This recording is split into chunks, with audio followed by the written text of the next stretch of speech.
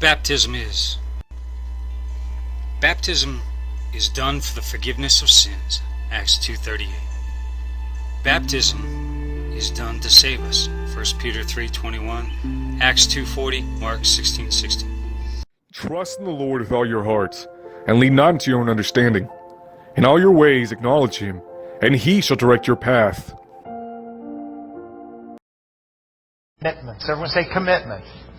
Now, we traditionally call these things, from Exodus chapter 20, the 10 laws God gave Moses, we traditionally call them the 10 Commandments, but as we've been studying, commandments it's an okay name because God does say, I want you to do this, but really, these are more like commitments. They are a covenant between God and His people, so there's commitment on both sides. And this is so crucial, and we've been drilling down on this for the last 4 weeks of this series. The Lord gave the 10 Commandments to a people that He had just rescued out of slavery. Everyone say rescued. See, the nation of Israel had no history but being slaves. They had been slaves for nearly 5 centuries. They'd gone into Egypt as a family, grew into a nation. They had always been slaves. They'd never remembered a time when they had been free. Just like some of us, we came from slavery. Now, if you'd have looked at us before we knew God, you would have thought we had it all together. Some of us had money, probably not many of us. Some of us had, great jobs, nice homes. Some of us had nice cars and all the trappings and possessions of North American life in the 21st century. We were doing fine according to everything out there, but we weren't free. And you know what? People will do incredible things to gain freedom. Read your newspaper all around the world. Countries, people are fighting for freedom. Whatever fashion they think, it's freedom. They want to be free. They want to make their own choices. And the problem with sin is that sin sells you this lie that you're free if you do this. And the longer you do it, the more bound you become. Sin tells you if you only do this, you're calling the shots. You're making the decision. You're master of your own ship and your own fate and your own life. And sin sells you that bill of goods. And you go and you do what everybody else is doing and what everybody else says is fun. And you wake up a few months later or a few years later and you're not free. You're bound. That's sin. Israel had been bound. Now, here's the catch. And the devil sells us this bill of goods. He says, you're out here. You don't have any laws. You can do what you want. And the devil sells us that lie all the time. Because here's the truth. That people in slavery, they don't need laws. They don't need rules. They're slaves. The devil just dangles something in front of people and they go after it. So they think, I'm free because I don't have any laws. You make rules and laws for things and for people you value. You make rules for your kids. You make rules for your home. Some of you even make rules for your pet. You won't even let your pet go out somewhere at a certain time of the day because you value that. Now, God values His people. And so it's not people enslaved that have rules. It's people that are free that get the privilege of having rules and laws to live by. People say all the time, well, I'm free. I don't go to church. I don't have to keep all those rules. I don't have to do what the Bible says. I'm free. You're not free. The devil dangles one little image in front of you. And you spend hours and hours and hours and hours and hours surfing your computer looking at stuff that just poisons your mind. One little image. You're not free. The devil takes you to one party and you try one substance for one night because that's freedom, right? And you wake up 6 months or 2 years or 10 years later and you're a drug addict or an alcoholic. You're not free. You're bound. The devil dangles one little relationship in front of you that you think you'll just about die if you can't have a relationship with that person. And you end up doing all kinds of things to just have that unattainable relationship. And you wake up a long time later and you find out that wasn't what you needed for fulfillment because you're still empty. You're not free. You're bound. I'll tell you who's free. The people whose God is the Lord. They're free. None of us are here this morning. You look around. We're church people. We admit it. we dress up for Sunday and all that stuff. Still trying to figure that all out. I still haven't figured out neckties except for Judas and Haman in the Bible. Dress up, come to church.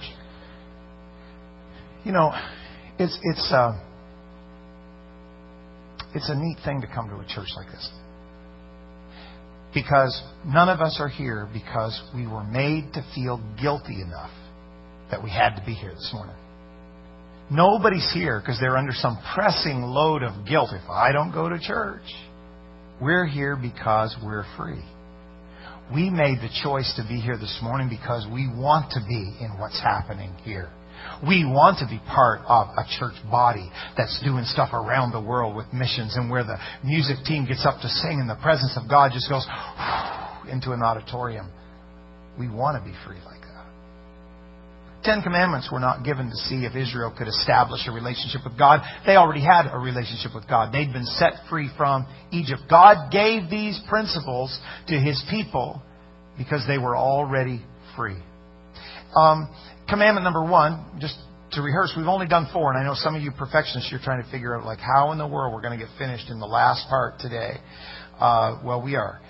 Commandment number 1 says, you can't have any other gods. Thou shalt not have any other gods before me. And what God's really saying in that commandment is, don't go to multiple gods for multiple needs, but make me the center of your life. Come to me for all of your needs. So the first commandment deals with who's on the throne of your life. Who's really calling the shots. That's commandment number 1.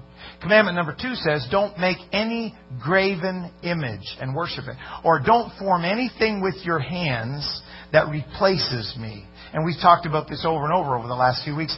Don't make a little idol, don't make a little statue, whatever. That's part of it. But there's a much bigger part. Don't make God some little idea, some little concept. Don't limit God and say, okay, there's my God. My God is at 71 Downing Street on Sunday morning at 11 o'clock. That's where I interact with my God. And if somebody met you on Wednesday morning at 11 o'clock or Thursday night at 6 o'clock, they wouldn't have any idea that God was your God. You've made God a little location. You've made Him a convenient package. You've made Him a little component of your life. And God doesn't want that. He said, don't make me into a little image. Don't make me into a little box. Don't size me down. Don't make me a convenient value pack size. I'm your God. I want to be everything for you. That's commandment number 2. Commandment number 3 says, don't take the name of the Lord your God in vain, or don't misuse my name. And what that commandment is talking about is, don't use the name of God to accomplish something that God has nothing to do with. People do that all the time.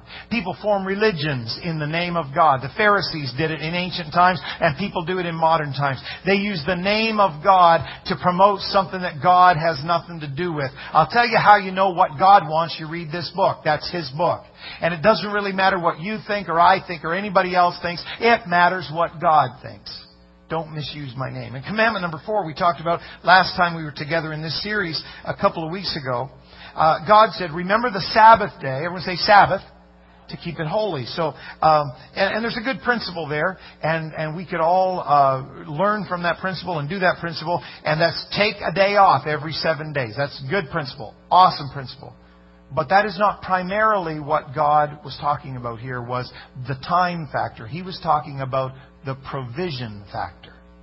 God was saying, I want you to work for 6 days, and then I want you to take a segment of your life, and I want you to set it aside unto me.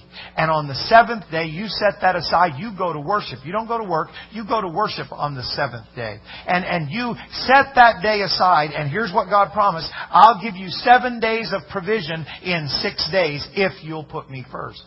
And God asked that of us in a lot of areas in our lives. God asked that of His people in the area of finances. You give me the tithe of your income, of your increase. And when you give me that, I'll make 90% go as far or further than 100% used to go.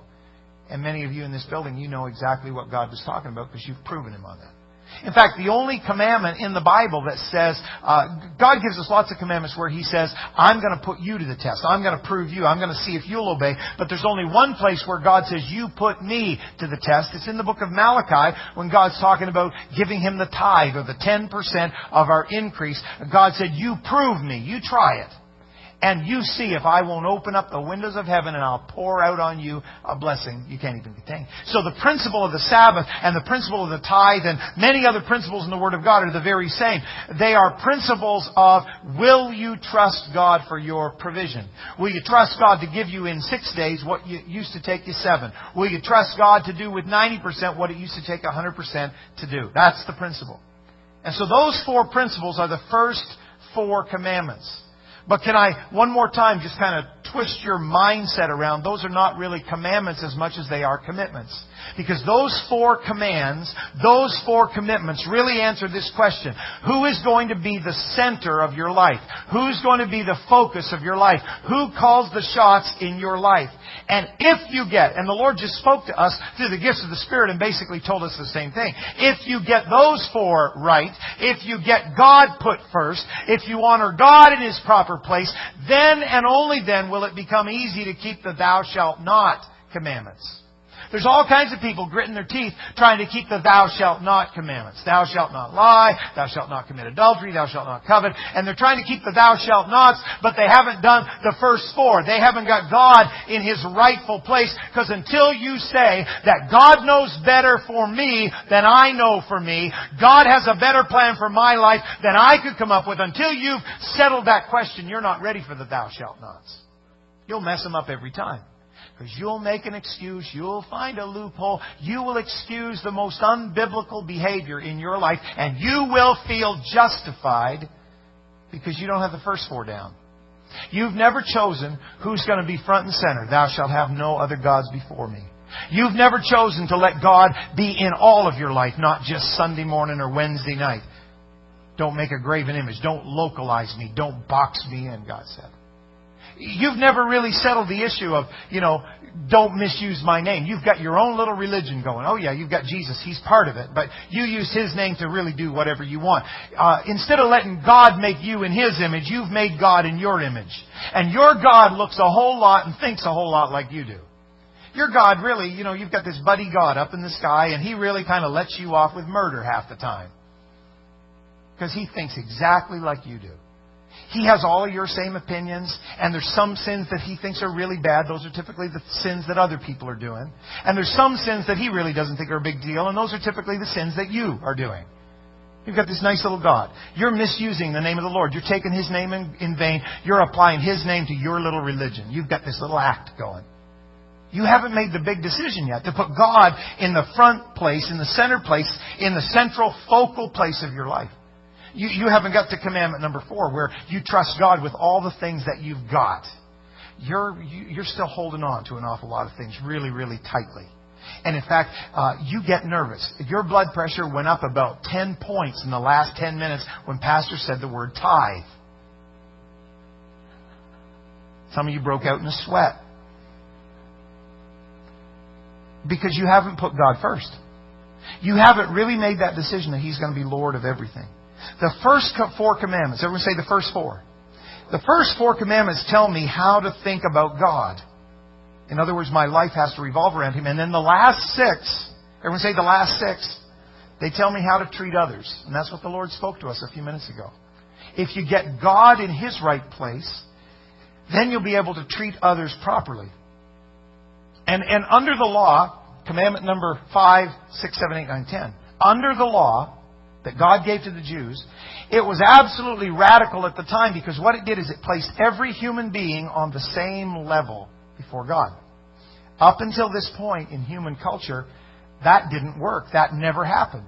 Every nation around Israel had a king or a ruler, a monarch, some tyrant in control, and they made the rules. And it still happens in lots of countries today, where you've got some committee, some group, some tyrant in power, and they make the rules, and everybody else has to live by their rules. But guess who can break the rules whenever they want? The leaders. And that makes sense because it's their rules anyway. So if they want to circumvent their own rules for their own reasons, they feel totally at liberty to do that. And in Bible times, that's what happened in every nation. There was a king, and the king made the rules, and you lived by the rules or you could die. But the king didn't have to live by the rules. He was the king. If, he said that you couldn't take his property, but if he wanted to take your property, he could come in and do it. Happened all the time. You couldn't do anything to take anything from the king, but the king could come in. He could take your children for slaves in his fields. He could take your property to add to his vineyards. He could take anything he wanted because he was the king and he had made the law. But in Israel, God gave them something radical. He said, we are going to have a new system. This is my system for humanity. There's no one person who makes the rules. There's no one group who makes the rules. Every human being is valuable, and every human being is on the same level before the law of God. If you're the king, you're on the same level as the pauper. If you're the ruler, you're on the same level as the peasant. Everyone's on the same level. That was radical in that time. No other nation was like that. But in Israel, everyone had value, and everyone played by the same rules, and everyone was subject to the same laws, and there was no other nation in the ancient world like Israel. The Ten Commandments had to be divinely inspired. You know how I know that? Because there's no commandment in there that says, thou shalt obey Moses. Because if Moses had been writing the Ten Commandments, you can be sure that would have been in there somewhere. Because human beings like to do that. They like to set up these little power structures and so they can control everything under them. They can control everything in their life. And if Moses had been writing the Ten Commandments, there would have been a P.S. after number 10 saying, thou shalt obey Moses. And I bet Moses and God had some serious talks about that once they got a little further on and Israel started backsliding and rebelling. Don't you think Moses said, God, see, I told you, if you'd have just put in number 11, thou shalt obey Moses, we wouldn't be in this mess. That's how I know the Ten Commandments, they didn't come from a man, because they put every man on the same level. That system of law was so unusual to the ancient world. Listen. And it made Israel feel so out of place that finally they asked God if they could have a king like everybody else. Imagine that. God had given them the only system of law in the ancient world that put everybody on the same level.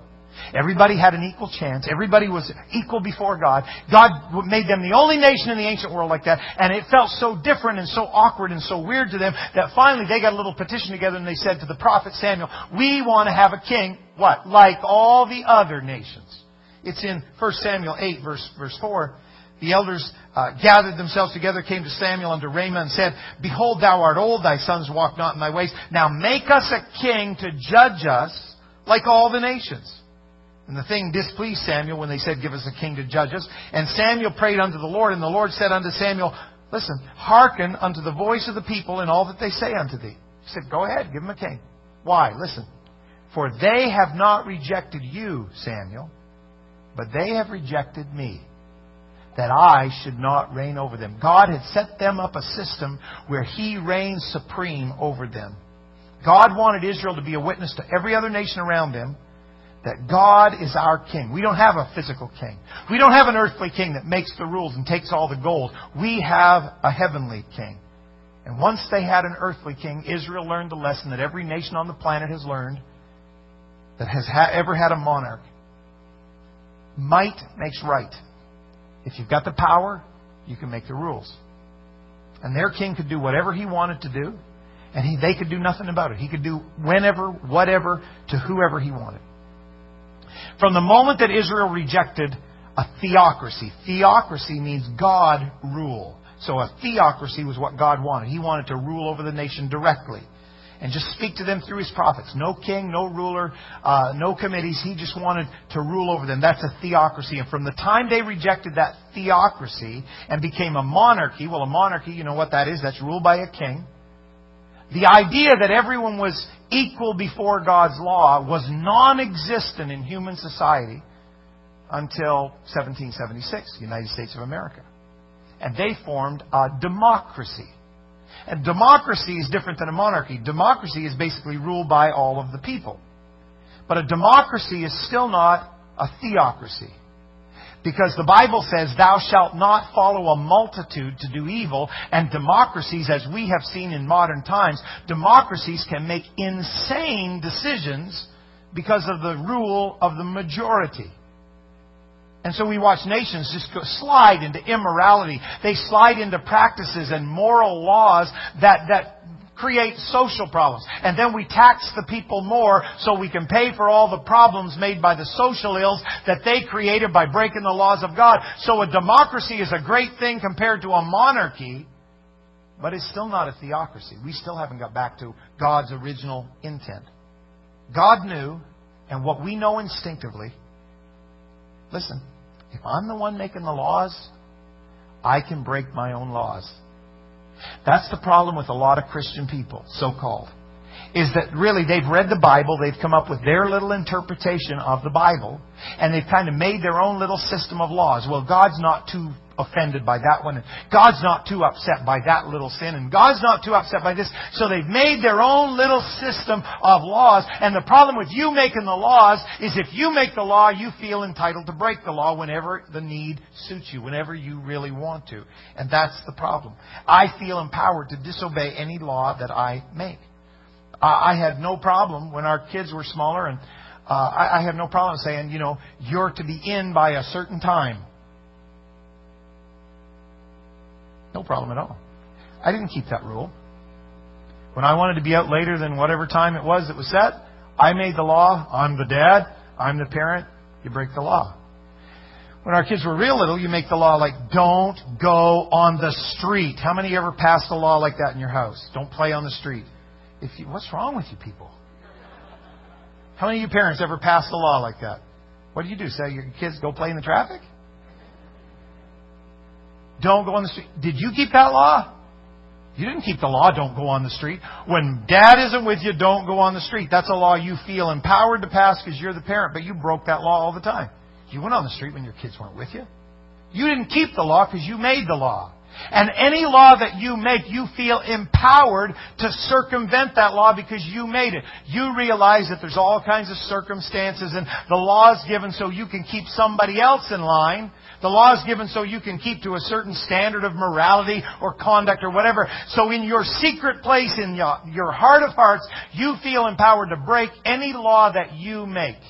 And that's what was so different about Israel, is that there was actually a divine lawgiver, and God gave principles. And if I am placed with everybody else on the same tier, on the same level under God's law, then I don't have the power to change that law. I either live it or I disobey it. I can't get around it. Any place in history where you see a country with shocking human rights abuses, you will typically see a country where they have no sense of divine law.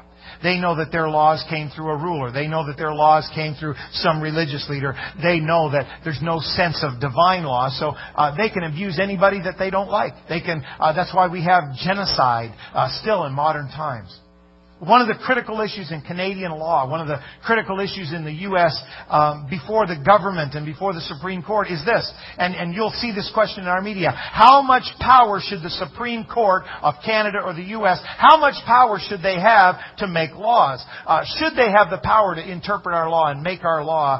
And what can they do? And how far can they go? And when should the government intervene? We've had all those discussions over the last few years in Canada over some very serious moral issues that will affect our kids and grandkids for generations to come. And behind that question, how much power should the Supreme Court have, is this question. Is there really a law from God or not?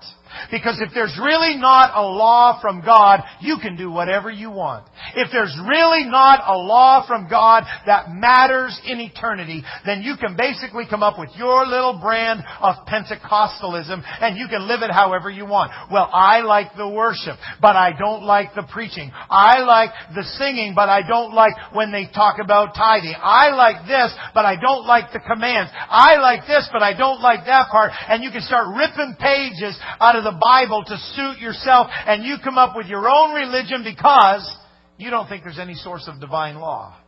But the plain fact of the matter is, God gave us His laws because He knows how this human mind, human body, human life, human emotions, and human spirit, He knows how they work. And so He gives us His law. The value of the Ten Commandments, folks, is not so much the laws themselves. Thou shalt not do this and this and this. It's not so much that. The value of the Ten Commandments is that there is a supreme lawgiver to whom we are accountable. Come on back to the music. At this point in the Ten Commandments, right here after commandment number 4, God gives us 4 commands that set up our relationship with Him. And then right there, He changes gears. And He changes from honor me, everyone say honor me, to honor others. Everyone say honor others. And He starts in the most unusual place. He says, I want to start here. I want you to honor your parents. Exodus 20, verse 12. Honor thy father and thy mother. Why? That thy days may be long upon the land which the Lord thy God giveth thee. You honor your parents, and your days will be long. I'll let you stay in the land I'm giving you a long time. Basically, what God was saying to Israel is, I put you in the land, I can take you out of the land. Did your mother ever say that to you? I brought you into this world, I can take you out. Well, she got it from God. Honor your parents. You know why? Because God knew there would be a tendency, once Israel got in the land and got familiar, God knew there would be a tendency. Once we got saved, we got free. Sin's gone. Know how to worship. Lift our hands, speak in tongues. Enjoy the singing and the music and the presence of God. God knew there would always be a tendency, once we got in, to stray from what had been passed down to us. And so God said, after you get done honoring me, I want you to start honoring others. And the place that you need to start is honor your heritage. Honor your parents. And then honor everybody else. Exodus 20, verse 13, thou shalt not kill. God said, I want you to honor the bodies of everybody else. You can't take someone else's life. Their life is sacred to me. Exodus 20, verse 14, thou shalt not commit adultery. God said, you honor everyone else's marriage. Don't commit adultery. Now, in the world today, we break that law all the time. Look at society, read your paper, read the stats. But it's still God's law. See, if we make our own laws, we can pass laws in Canada that make that not a big deal. But that's God's law. Exodus 20, verse 15, thou shalt not steal. Honor their possessions. You can't just go take whatever you want from anybody whenever you want, because you honor them. Exodus 20, verse 16, thou shalt not bear false witness against thy neighbor. God's saying, honor their reputation. You can't just say whatever you want about anybody whenever you want if you're a child of God. You're acting like a little hellion when you say horrible, twisted, unsubstantiated stuff about people. People of God don't act like that. People of God don't talk like that. It's in our commitments to God. Whatsoever things are good. I've got a huge response. People of God don't act like that. But it comes down here. The last commandment. Everyone say the last commandment. The last commandment is the invisible commandment. The last commandment is the unenforceable commandment. All the rest of these commandments in ancient Israel, you could basically go down the list and you could check them off and you could see if somebody had done it. It's very obvious if someone committed adultery, very obvious if someone stole, very obvious if someone didn't keep the Sabbath. You could go down the checklist and you could make sure that they did all that stuff. The last commandment is the unenforceable commandment. It's the invisible commandment. Because there's no way to tell if you're keeping this commandment or not. Only God knows. Only God. Here's the last commandment, Exodus 20, verse 17. Thou shalt not covet. Everyone say covet. Thy neighbor's house. Thou shalt not covet thy neighbor's wife, nor his manservant, nor his maidservant, nor his ox, nor his ass, nor anything that is thy neighbor's. To covet means to desire something so strongly that you'll circumvent the commandments of God to go get it. Nobody can tell if you're coveting. Nobody can tell here this morning. If you came to church and you've done all the motions, Pentecostal calisthenics, Nobody can tell if you've gone through all the motions and really in your heart you're desiring something that God said you're not supposed to have. Coveting is the last commandment. It's the last commitment we make to God. God, if you say I shouldn't have that, no matter how much my flesh cries out for it, and no matter how much everybody else says I'm entitled to it, if you say I can't have that, I'm walking away from it. My flesh may be reaching for it. My friends may be saying you're suicidal and insane, but I'm still going to walk if your word says no. And if your word says to do this, I may not understand it. I may have a bunch of so-called Christian friends that say that's not necessary in 2008. But if your word says do it, my flesh may be saying I don't want to. My flesh may be saying I don't understand why. But I'm going to do it if your word says, because the bottom line is, God, you know my heart. And so I'm not going to covet things that aren't your will for me. Coveting leads to breaking every other commandment. Coveting leads to adultery. Coveting leads to stealing. Coveting leads to not putting God first. Coveting leads to not trusting God with your possessions and your money and your income and your time. Coveting leads to everything else because you want something outside the plan of God for you. And Pastor, we've spent a couple of wonderful days with all the guys at the campground in BC, and we had some powerful services. And Pastor, just my desire this morning is just to haul back and scream and preach. But really, the Lord is telling us something here this morning. And I want to make sure that you get it. Because folks, even in the Old Testament, this is what's scary to me. We look at the Old Testament down our nose from the New Testament perspective and think those people, they really didn't have very much. They had a physical covenant with God, and we're the church, and we're spiritual, and we're God's spiritual people. All true. But even in the Old Testament, commandment number 10, you can't get away from commandment number 10. All the rest, you could keep on the surface. You could keep the Sabbath in your actions, but not really keep it in your heart. You could not commit adultery physically, but want to mentally in the Old Testament. Nobody would know the difference. You could maybe not take someone's possessions, but you could kind of arrange it so that they lost it through some other means. You could really break the commandment about stealing in a dozen different ways. But you couldn't get away from commandment number 10. Because when you get all done, commandment number 10 says, don't covet. Don't desire something outside the will of God for you. That's the message this morning. Can I be honest with you?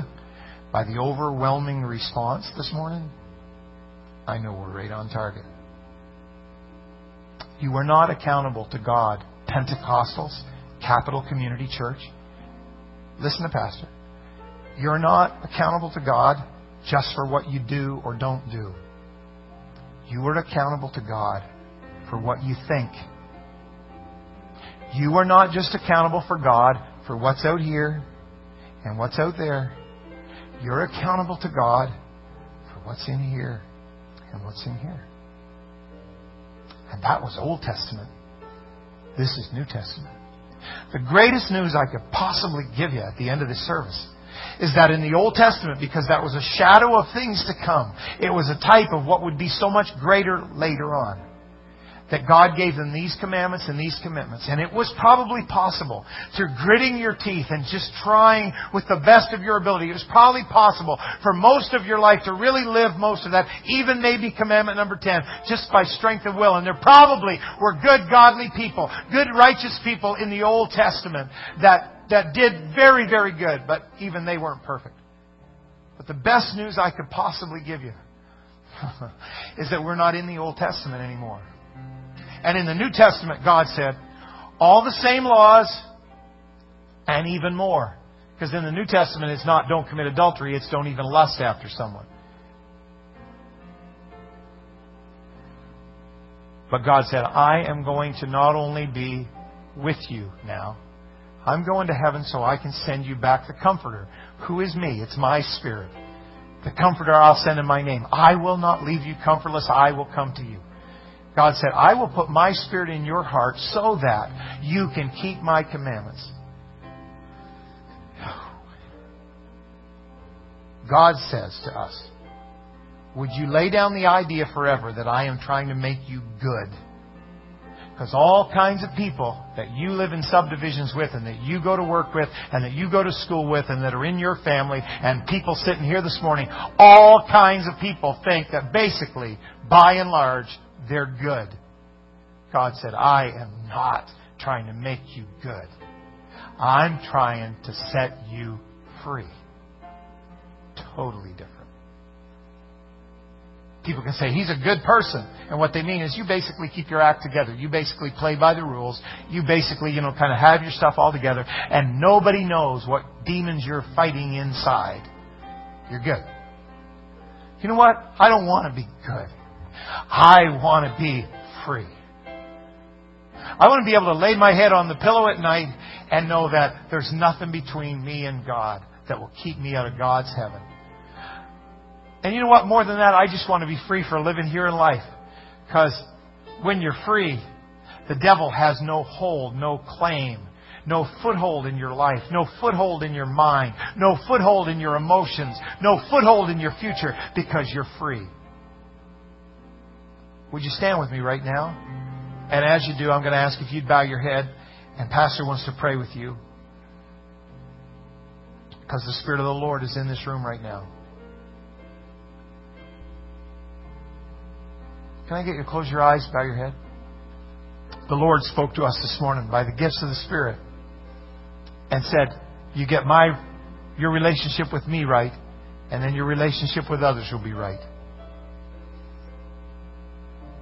Some of you, the reason your relationship with others is not right is because you don't have your relationship with God right. Oh, it looks good on the outside. Everybody thinks you're good, but you're not free. God's here in this place this morning because He wants to set somebody free. Now, if you are a child of God and you know how to pray at all, Pastor needs you to just kind of push the pedal to the metal right now and just push yourself in prayer. Would you lift up your voice because somebody needs to hear this great church pray? Would you lift up your voice because somebody needs to feel the liberty that's created when God's people reach out to Him? Could you lift up your voice right now? So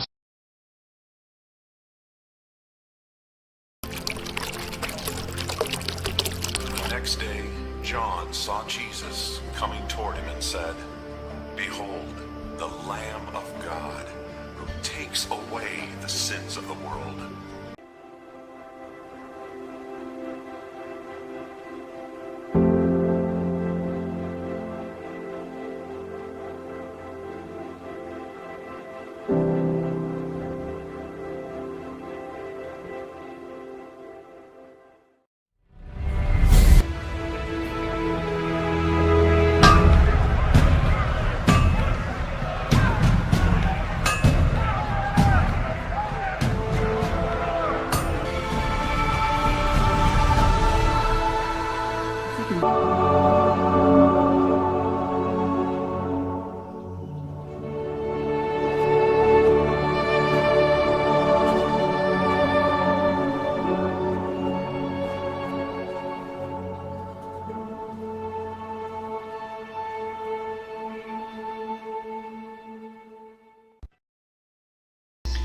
Baptism is done to wash away our sins. Acts 22:16. Baptism is done to be reborn to new life.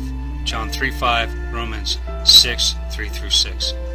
Baptism is done to clothe ourselves with Christ. Galatians 3:26 and 27. Baptism, then what? Baptism is a burial in water for accountable beings unto the remission of sins, for salvation, to get into Christ, to become a new creature, to get into the one body. Then, walk in the new life, study and grow, become a servant of righteousness, keep self pure, be an example, have faith in God, follow Jesus, put first things first, resist temptation, be faithful, and be fruitful.